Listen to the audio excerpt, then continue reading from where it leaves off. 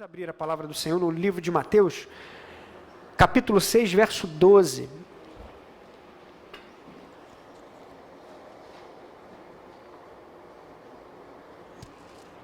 Mateus capítulo 6, verso 12. E se nós pudéssemos intitular essa mensagem, nós daríamos o título de O Poder do Perdão.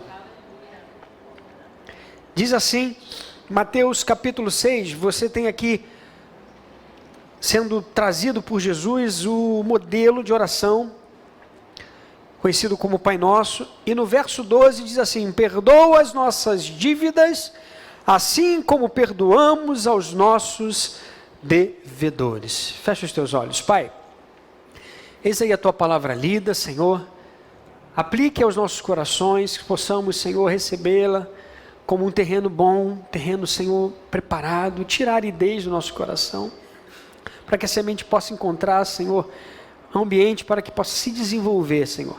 Precisamos de Ti, todos nós, Senhor, carecemos, todos nós, Senhor, a Bíblia diz que não há um justo sequer, a Bíblia diz que todos pecaram e destituídos estão da glória de Deus, mas em Cristo Jesus nós nos encontramos, Senhor, encontramos a paz, a alegria, e através da Tua palavra, Senhor, que nós caminhamos, devemos caminhar, pois é lâmpada para os nossos pés e luz para o nosso caminhar.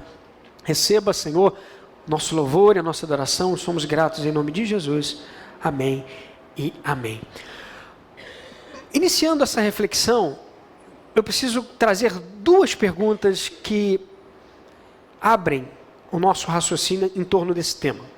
Quando nós falamos em poder do perdão, nós estamos falando de uma coisa muito profunda, muito complexa e muito desafiadora. E a pergunta que eu quero fazer, e por favor, não precise se manifestar, porque acredito eu, majoritariamente, a resposta seja sim para as duas perguntas, mas eu quero lhe dizer o seguinte: você algum dia precisou ser perdoado? Você já injuriou alguém a ponto de necessitar do perdão? Essa é uma primeira pergunta que eu preciso responder na minha mente e no meu coração. A segunda é: você algum dia precisou perdoar? Alguém lhe injuriou a ponto de merecer ou precisar que você liberasse perdão para essa pessoa? Duas perguntas que por si só já promovem uma verdadeira revolução na nossa mente. Você já precisou ser perdoado? E você já precisou perdoar? Quando nós iniciamos com essas questões, eu tenho certeza quase que absoluta que a resposta é sim. E para que possamos compreender e aceitarmos a profundidade dessa mensagem, a profundidade deste princípio bíblico que diz para mim e para você nesta manhã: perdoa as nossas dívidas como modelo de oração, assim como perdoamos, da maneira como perdoamos, da forma como perdoamos, a partir das condições que ofertamos àquele que necessita de perdão, aqueles que nos devem. Eu preciso entender que não há reino de Deus, não há vida com Deus sem perdão. Você pode repetir comigo isso? Não há vida com Deus sem perdão. E eu vou ampliar mais. Não há comunhão com Deus sem perdão. Não há obediência a Deus sem perdão. Você não conseguirá agradar a Deus sem perdão. Você não conseguirá viver em família sem perdão, porque são coisas antagônicas, coisas incompatíveis, e o perdão, ele é apaziguador. E eu poderia traduzir o perdão, ou substituir o perdão, nesse contexto, como uma palavra amor também. Então você não consegue viver em família sem amor, você não consegue agradar a Deus sem amor. E aí 1 Coríntios 13, nós temos todas essas orientações acerca do amor.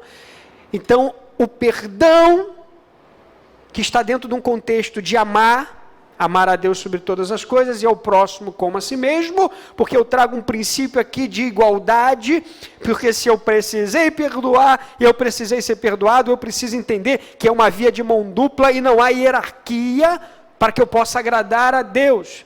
Lembrando que existem duas relações aqui, uma vertical e outra horizontal, uma apontando para cima, outra apontando para baixo, perdoai as nossas dívidas, porque eu estou orando a quem? A quem eu estou orando? Eu estou orando ao Pai. Pai, o Senhor me perdoa? E aí Jesus, ele é tão maravilhoso, tão sábio, que o próprio Deus, como nós lemos em 1 João, que ele te condiciona a afirmar que a resposta está condicionada a você. Perdoa as nossas dívidas, assim como nós perdoamos. E você vê o conceito de coletivo, gente, é maravilhoso. Porque essa oração Jesus ensinou, e ele podia trazer numa dimensão individual, né? Pai, me perdoa assim como eu perdoo os outros, mas ele traz isso por nós, perdoa as nossas dívidas, assim como nós perdoamos. Não nos deixe. Vocês estão entendendo a importância da igreja? A importância da família, a importância da comunidade. Nós estamos juntos, inseridos, e o Senhor quer que caminhemos dessa maneira. E o perdão, ele viola a unidade. O perdão, ele rompe a falta dele. Rompe relacionamentos. A falta do perdão destrói a unidade. A vida é feita de relacionamentos. Não há dúvida. Deus nos fez seres sociáveis, racionais e dependentes uns dos outros. Eu digo até que para amar ao próximo, eu preciso ter o próximo. Se eu estou sozinho, eu não consigo desenvolver esse princípio. Nós vemos que a indústria produz, nós consumimos, nós descartamos o que consumimos, as empresas, a indústria, ela emprega, mantemos relações comerciais. Isso quer dizer que nós não conseguimos viver isoladamente, nós dependemos, há uma dependência cíclica. Isso é tão maravilhoso, porque se você se isolar, você perde o privilégio de desfrutar da presença, da glória e da comunhão do Senhor através do irmão e da irmã. O grande desafio, portanto, é tornar essa experiência mais agradável, saudável, forte, viva perante o Senhor. Eu posso viver em uma comunidade? Posso. E pode ser um ambiente péssimo. Então Deus quer que eu e você vivamos uma vida digna do chamamento, digna do Senhor, pelo qual nós nos denominamos como cristãos. Jesus Cristo, ele trouxe conciliação, e você vai falar, pastor, mas tem na Bíblia dizendo que ele não veio trazer paz, ele veio trazer guerra. Essa questão da discordância está muito também ligada à fé, ao crer, à confiança. Eu vou declarar aquilo que, mesmo que os meus familiares não concordem, eu vou defender a minha fé em Jesus Cristo, é nesse ponto. Não adianta querer me aproximar de Deus em submissão e em humildade, se sou um bárbaro. Nada contra o feminino, bárbaro, não é isso. Não adianta eu querer me submeter a Deus em amor e submissão, que se eu sou uma pessoa insensível, cruel, e não considero o meu próximo como alguém que mereça o meu carinho, a minha atenção e o amor de Deus através da minha vida. Não adianta querer se aproximar de Deus em submissão e humildade, se você é um inconsequente, achando que é o certo ou a certa, e não se importando com o sentimento do teu irmão. Isso é forte, né? Isso é muito forte. Nós não conseguiremos chegar diante de Deus, se nós não submetermos a Ele todas as coisas que dizem respeito à nossa relação. Porque se eu começar a determinar aquilo que eu acho que é, aquilo que eu determino que é, eu posso oprimir, injustiçar, magoar pessoas queridas.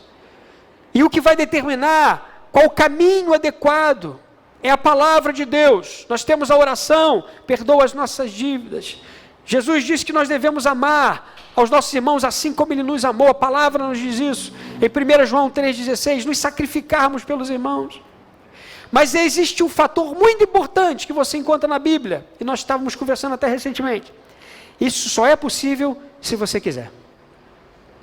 Se você der a oportunidade. A mulher samaritana, que teve um encontro com Jesus em João capítulo 4, Jesus falou para ela, vá e não peques mais. Não tem relato posterior acerca daquele pós-capítulo, mas ela teve a oportunidade de mudar a vida dela. Mas dependia da atitude dela. Diga comigo assim, depende muito da minha atitude. A mulher que foi pega em adultério, Jesus falou para ela, eu não te condeno mais, vai lá e não peques mais. Aquela mulher samaritana, quando ele mandou ela arrumar a casa, ele disse a mesma coisa, vai lá e arruma a coisa, a tua vida e não peques mais. Faça lá o que tiver que fazer, porque o marido que você tem não é teu. Viva uma vida digna. Quando o jovem rico chegou para ele e falou, bom mestre, o que farei para ter a vida eterna? Jesus disse para ele, olha, vai lá e cumpre os mandamentos. Eu já cumpro tudo, então tá bom, vende tudo que você tem, divide. Aí você pegou o pesado, Jesus.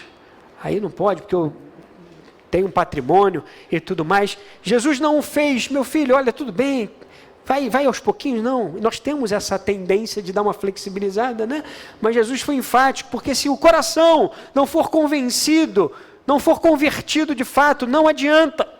Então nós precisamos entender que o perdão, o poder do perdão é libertador, mas ele não pode ser só nominal. Ele não pode ser uma palavra, ele não pode ser só uma expressão, uma canção que nossa irmã Fabiola trouxe no grupo dos casais, não foi? Se não falha a memória, do Sérgio Lopes.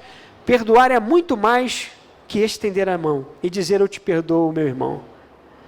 Usar a palavra é fácil, apertar a mão também. O difícil é revelar o coração. E aí ele continua dizendo, quando o coração perdoa, é fácil perceber. Por quê? O coração é cúmplice do olhar. Você percebe logo no olhar, né? Isso é uma verdade. E aí ele diz assim, se eu te machuquei, reconheço que errei.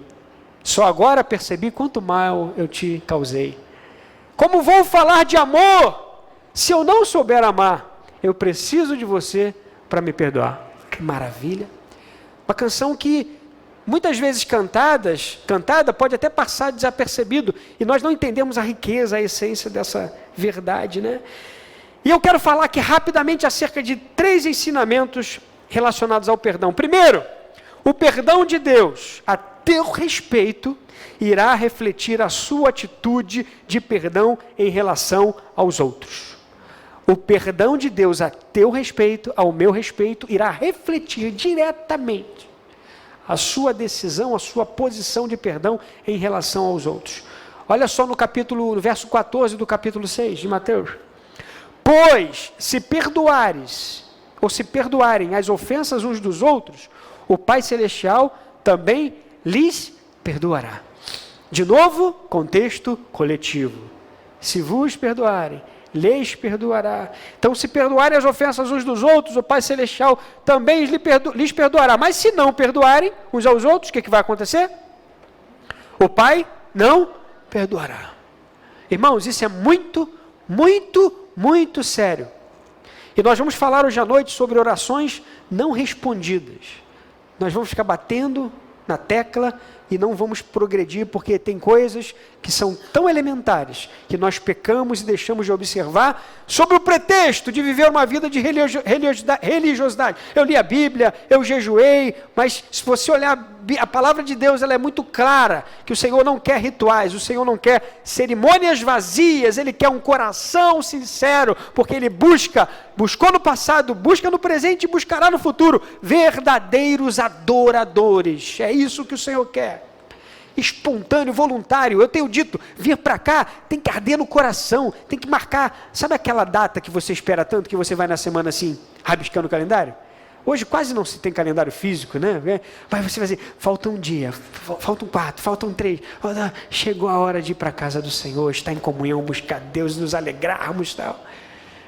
Quando tem um evento, a gente fica marcando o tempo, né? Falta, vai chegar. Que seja cada novo encontro na igreja, seja um grande evento a celebrar, porque nós estamos aqui para adorar o Senhor. Se não perdoares, não serão perdoados. Não seremos perdoados. Jesus iguala a ira, olha bem, a raiva com o homicídio. Jesus iguala a ira e a raiva com o homicídio. Tome cuidado com as palavras e gestos odiosos. Eles podem te levar ao julgamento de Deus e podem te levar ao inferno. Mateus capítulo 5, volta um pouquinho, verso 21 e 22. Diz assim: vocês ouviram o que foi dito aos seus antepassados, não matarás. E quem matar estará sujeito a julgamento. Mas eu lhes digo que qualquer que se irá contra o seu irmão estará sujeito a julgamento. Também qualquer que disser a seu irmão raca. E nós temos aqui uma referência, é um termo aramaico de desprezo, equivalente a tolo, olha só. Será levado ao tribunal, e qualquer que disser louco, corre o risco de ir para o fogo do inferno. A régua é tão alta nesse sentido do relacionamento que ela é inegociável. Jesus está querendo cortar na raiz aqui qualquer tipo de princípio que nos distancia da comunhão. O que nos impede de cear é exatamente esse princípio que Paulo fala lá. Havia lá interesses individuais, cada um tomava a sua ceia, não se preocupava com o outro, está indigno. Porque Jesus ele se preocupou conosco, Deus enviou o seu Filho, e até hoje Ele tem cuidado de nós de uma forma tão extraordinária. Por isso que Ele condiciona, Pai, me perdoa como eu perdoo. Ele amarrou esse ciclo de uma forma que nos deixa sem opção. Não é uma opção não perdoar. Perdoar é um mandamento, é uma ordem, porque se nós não fizermos assim, nós pagaremos o preço por isso. Eu vou lhe dar uma dica nessa manhã. Adote o perdão como sua prática regular de vida. É difícil, é complicado. Será que Jesus falou mesmo sobre nós? Quando nós pedimos perdão? Imagina a gente pedindo perdão, Senhor, perdoa. Aí Ele vai dizer assim, meu filho, tá difícil, hein? Tá complicado, hein? De novo esse negócio aí. Há 15 anos tu vem pedindo perdão pela mesma coisa. Né? Já era para eu ter desistido de você. Mas sabe por que Ele não desiste de nós? Até o dia que nós teremos que prestar conta. Abre em Romanos 2, verso 5. Verso 4 ou verso 5. Vamos confirmar aqui agora. Por isso que nós devemos nos compadecer, devemos olhar para o nosso irmão com bastante amor e paciência, e vamos lá. Olha o verso 4, Romanos 2, verso 4. Ou será que você despreza as riquezas da sua bondade, tolerância e paciência, não reconhecendo que a bondade de Deus o leva ao arrependimento? Vocês entenderam? Tolerância, paciência e bondade de Deus para que nós cheguemos ao arrependimento. Mas o verso 5 nos dá um alerta. Contudo, por causa da sua teimosia e do seu coração obstinado, você está acumulando a ira contra si mesmo para o dia da ira de Deus, quando se revelará o seu justo julgamento. Deu para entender? Parece que Deus não está nem aí. Deus não está nem punindo, não está vendo, Ele está dando tempo.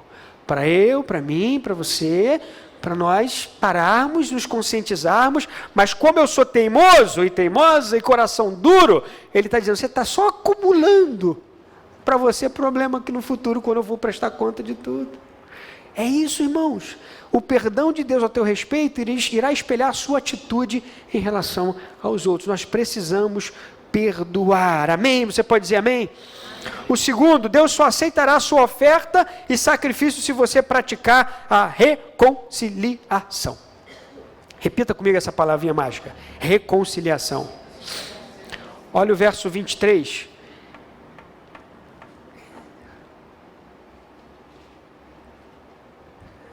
De Mateus 5. Portanto, se você estiver apresentando sua oferta diante do altar, e ali se lembrar, eu quero só trazer uma observação aqui, irmão. O altar é o lugar de adoração, o local de sacrifício, amém? Mas o primeiro altar, e aqui eu quero trazer esse contexto, é no coração. Porque se você entregar para alguém ver, você não está entregando no altar.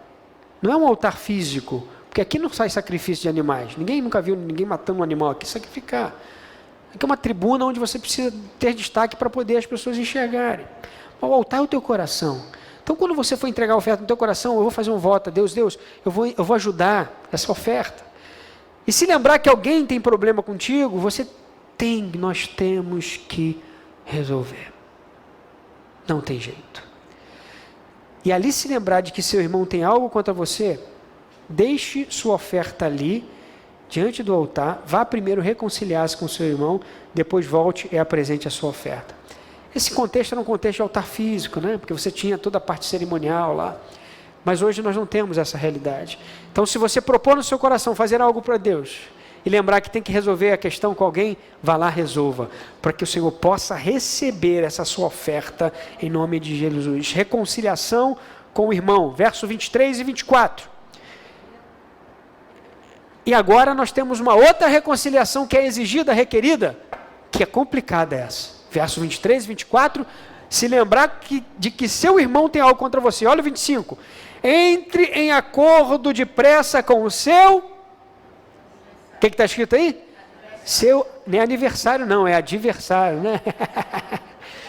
Entre de acordo depressa com o seu adversário. Quando eu for oferecer algo para o Senhor, no meu coração, eu preciso estar resolvida a questão em relação ao meu irmão e em relação ao meu adversário, ao meu oponente. Se isso existir, né? Essa é a riqueza que Deus quer trazer para mim e para você. Uma vida cristã genuína, próspera, fecunda, é isso que precisa fazer. O poder do perdão, ele traz restauração, ele traz paz, ele traz saúde. Há uma máxima que diz que quando você não perdoa, você está tomando veneno esperando que a outra pessoa morra. E talvez a outra pessoa nem se lembre, nem saiba do que aconteceu. Que a vida é tão dinâmica e que o tempo é um grande remédio, e é verdade. O tempo deve fazer esse efeito em nós, apaziguar os sentimentos, acalmar, atenuar, porque o momento presente ele é muito complicado, depois com o tempo isso vai se dissipando. O conflito produz algo terrível na sua e na minha vida. Desobediência e rebeldia são reprováveis pelo Senhor. Deus promete julgar todos os que assim agem e pagarão até o último centavo. Você responderá pelos seus atos. Você responderá pelos seus erros. E não culpe outras pessoas por aquilo que é devido a você fazer. Não bote culpa no pai, não bote culpa na mãe, não bote culpa no vizinho. Se estiver ao seu alcance e compete a você fazer, você tem que fazer. Deus vai fazer essa análise. Lá em Mateus 18 nós temos essa verdade expressa, 23 a 35. O sentimento de divisão, de ódio, de rancor, é uma declaração de independência de Deus. Quando eu decido não obedecer, quando eu decido não perdoar o meu irmão e o meu adversário, quando eu decido não fazer o que a Bíblia determina, eu estou dizendo, seja feita a minha, e não foi isso que ele ensinou em Mateus 6, seja feita a tua vontade, assim na terra como no céu. É uma declaração de independência de Deus, o que te afasta da presença e comunhão com Deus. Essa desobediência, a raiva e a ira. Perdão de Deus, o primeiro ponto, a teu respeito irá espelhar a tua atitude de perdão em relação ao outro. Perdoa as nossas dívidas assim como perdoamos. Deus só aceitará a sua oferta e sacrifício se você praticar a reconciliação com o irmão e com o adversário. E o terceiro e último ponto diz assim em 1 Coríntios 11, 28, dentro do contexto da Santa Ceia do Senhor, examine-se a si mesmo. Não está mandando ninguém apontar para ninguém. E esse exercício de autoanálise, ele é tremendo. Ele é tremendo. Por isso que Paulo, olha, há entre vós fracos e doentes e muitos que dormem. Né? Tem gente que está tomando a ceia indignamente. Mas olha, numa boa, avalie aí você. Examine-se a si mesmo. Porque só quem conhece as intenções do coração é o Senhor. E só Ele pode provar se a intenção é boa ou ruim. Só Ele pode dizer se o que você está avaliando, ou julgando, ou dizendo, é de fato genuíno. Não é uma aparência, porque a aparência nós somos craques nisso. Nós somos excelentes nessa questão nós deveríamos todos já vir na certidão de nascimento artista, né? Tinha que ter alguma coisa assim já. Nós representamos muito bem. Então esse exercício, 1 Coríntios, examine-se a si mesmo.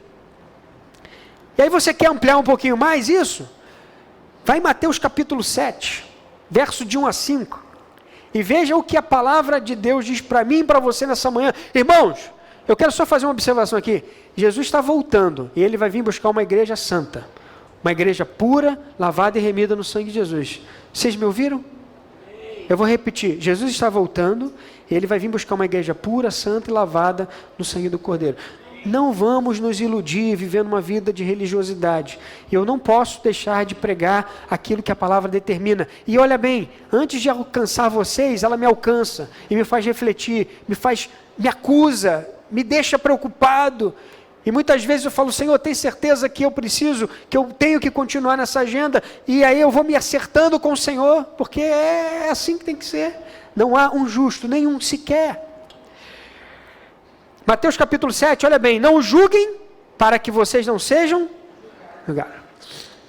Pois da mesma forma que julgarem, vocês serão julgados. A medida que usarem também será usada para medir você. A irmã falou assim, meu Deus, né? E é verdade. Repara bem, a mesma medida que você usar, vai ser usada. Mas quando a gente usa a medida e alguém joga a nosso respeito contrário, a gente não aceita. Não é assim? Pô, não, comigo não, né? Que o Senhor nos guarde. O Senhor nos livre da presunção de estarmos sempre certos. Por isso que nós vemos na Bíblia que na multidão de conselhos há sabedoria. A gente tem que sempre buscar orientação, conselho. Buscar os princípios elementares para poder nortear as nossas vidas, porque nós somos alvos. Por que você repara no cisco que está no olho do seu irmão e não se dá conta da viga que está em seu próprio olho? Como você pode dizer ao seu irmão, deixe-me tirar o cisco do seu olho, quando há uma viga no seu? Olha o que a palavra nos chama, quando assim procedemos, hipócrita. Tire primeiro a viga do seu olho e então você verá claramente para tirar o cisco do olho do seu irmão. Aí ele entra numa questão muito interessante, que eu quero trazer para os irmãos também. Não deem o que é sagrado aos cães, nem atirem suas pérolas aos porcos. Caso contrário, esses as pisarão e aqueles, voltando-se contra vocês, os despedaçarão.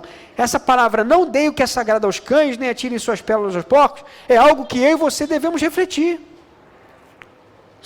Até quando vale a pena insistir em algo que não vai dar resultado? Até que ponto vale insistir em algo que você vê que não tem retorno, não tem aderência, não há interesse?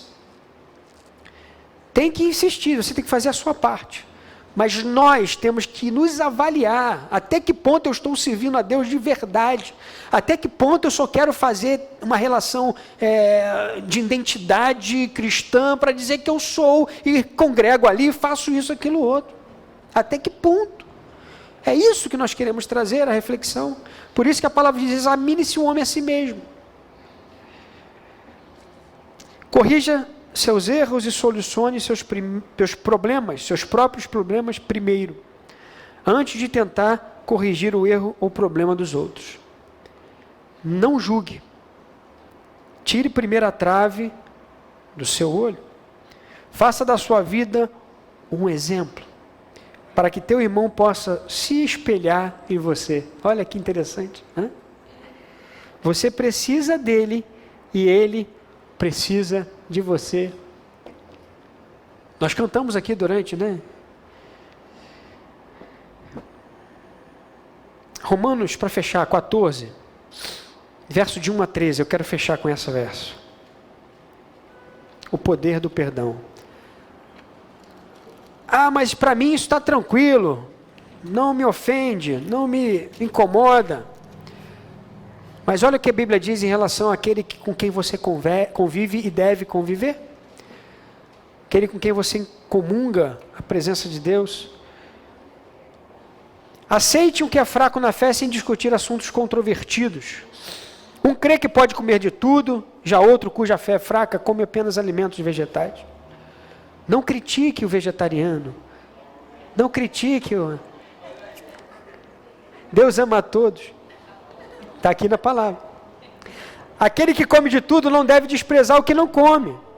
E aquele que não come de tudo não deve condenar aquele que come, pois Deus o aceitou. Vegetarianos e outros, não critique quem come carne, porque Deus aceita também. Está aqui na palavra, né? Se o Espírito Santo não tocar, não somos nós, não. É para o seu Senhor que ele está de pé ou cai, e ficará em pé, pois o Senhor é capaz de sustentar. Há quem considere um dia mais sagrado que outro, há quem considere iguais todos os dias. Cada um deve estar plenamente convicto na sua própria mente. Aquele que considera um dia como especial, para o Senhor assim o faz. Aquele que come carne, come para o Senhor, pois dá graças a Deus. E aquele que se abstém, para o Senhor se abstém e dá graças a Deus. Pois nenhum de nós vive apenas para si. Olha bem, irmãos. Nenhum de nós vive apenas para si. E nenhum de nós morre apenas para si. Se vivemos, vivemos para o Senhor. E se morremos, morremos para o Senhor. Assim, quer vivamos, quer morramos, pertencemos ao Senhor. Por esta razão, Cristo morreu e voltou a viver para ser o Senhor dos vivos e dos mortos. Se alguém falar sobre a ressurreição, lá em 1 Coríntios 15, você tem um capítulo inteiro falando sobre isso. E aí vem aqui essa verdade. Por isso Cristo morreu e voltou a viver para ser Senhor dos vivos e dos mortos. Olha só. Portanto, você, por que julga seu irmão? É uma pergunta. Portanto, por que você julga seu irmão? E por que despreza seu irmão? Pois todos compareceremos diante do tribunal de Deus. Porque está escrito... Por mim mesmo jurei, diz o Senhor, diante de mim todo joelho se dobrará e toda língua confessará que sou Deus. Assim, cada um de nós prestará contas de si mesmo a Deus. Examine-se, pois, um homem a si mesmo. Portanto, deixemos de julgar uns aos outros. Em vez disso, façamos o propósito, olha só, esse é o dever de casa, para sair daqui hoje. Ao invés disso, ao invés de julgar, façamos o propósito de não colocar pedra de tropeço ou obstáculo no caminho do irmão. Incomoda o irmão, machuca o irmão, então segura.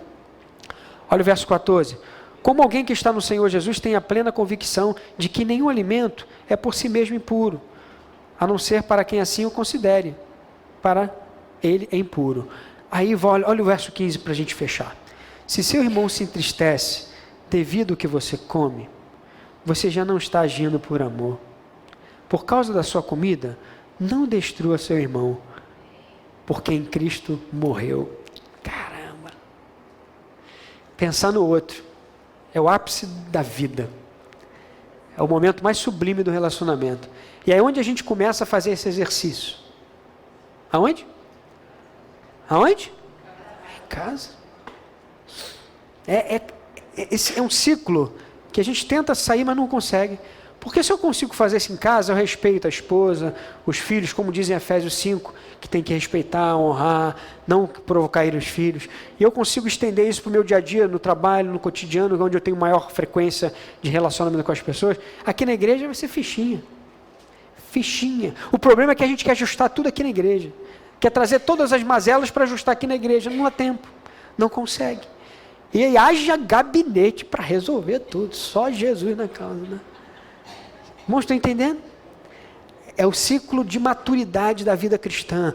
Aplicar a palavra, viver a palavra, meditar na palavra, desenvolver em casa relacionamentos saudáveis, sustentáveis, levar para o trabalho um bom testemunho, traz para a igreja a experiência bem-sucedida, e aqui você compartilha amor, dons, alegria, levanta e vamos em frente. O pouco tempo que nós vivemos juntos aqui não pode ser um tempo de desgraça, um tempo de discórdia, um tempo de desunião. Tem que ser um tempo próspero. 1h30, 2 horas, quem vem para o CETEB estende um pouquinho mais, né? Não pode. Que Deus nos guarde, que Deus nos abençoe. Quer saber por que as nossas orações muitas vezes não são atendidas? Vem à noite. Que o Espírito Santo tem uma palavra para mim e para você, para nós, para que nós possamos ajustar a nossa vida. O poder do perdão. Perdoa as nossas dívidas, assim como nós perdoamos. Vamos ficar de pé? Que Deus possa ter falado ao teu e meu coração. No final das contas, nós queremos todos entrar no céu pelas portas. Eu quero entrar no céu pelas portas junto com você. Então, toda vez que eu achar que você é indigno, você tem que lembrar assim, bem, ele crê que vai entrar no mesmo céu que eu. Ou ele, ou eu estou errado. Não é verdade? A gente vai entrar pela mesma porta, ou um outro está errado, né? Aí onde você vai saber se está errado ou não? Aqui, ó. Aí você aplica o termômetro da palavra e você vê que vocês dois precisam estar mais juntos aqui. Existe a chamada unidade, dar as mãos. Existe uma palavrinha chamada unicidade. Se confunde, sabe? Vamos exercer isso, a unicidade. Vai tentar, ninguém vai... Tá mais difícil, né? Que sejamos assim para a glória do Senhor. Pai, nós somos gratos a Ti, obrigado, porque fomos exortados pelo Teu Espírito nessa manhã. E 2 Timóteo 3,16 diz que a palavra, ela exerce esse papel de exortação, de ensino. Que o Senhor possa nos ajudar a aplicar tudo isso que nós aprendemos, Senhor. Perdoar para que sejamos perdoados. Reconciliar-nos, Senhor, com os nossos irmãos e com os nossos adversários. E examinarmos a nós mesmos, Senhor. Para que possamos viver, Senhor, sermos o nosso próprio crítico. Uma autocrítica para que possamos viver, Senhor, uma verdade. Não vivemos uma história, uma falácia, uma ilusão, mas que possamos viver uma verdade, um sentimento verdadeiro. Pai, que o desejo de vir à Tua casa, de buscar a Tua face, de exercer esse amor em comunidade, seja algo, Senhor, crescente nos nossos corações. Porque ao virmos aqui, Senhor, nós contribuiremos, Senhor, para os nossos irmãos, nós exercitaremos, aprenderemos acerca de Ti, seremos, Senhor, aprimorados, Senhor, no servir, e podemos dessa forma, Senhor, levar para a nossa casa, levar para o trabalho, para o cotidiano, todas essas verdades aplicáveis ao nosso dia a dia. Obrigado, Senhor, leva-nos em paz, nos dê um dia na Tua presença, Senhor, receba o louvor e a adoração das nossas vidas fora do templo, extra-templo, Senhor, para que o Teu nome seja glorificado em tudo que fizermos. Que a graça do nosso Senhor Jesus Cristo, o amor de Deus nosso Pai, as doces consolações do Espírito Santo, sejam com todos, não só hoje, mas para todo sempre. Todos digam amém. Dê um abraço no seu irmão, diga para ele, eu preciso de ti.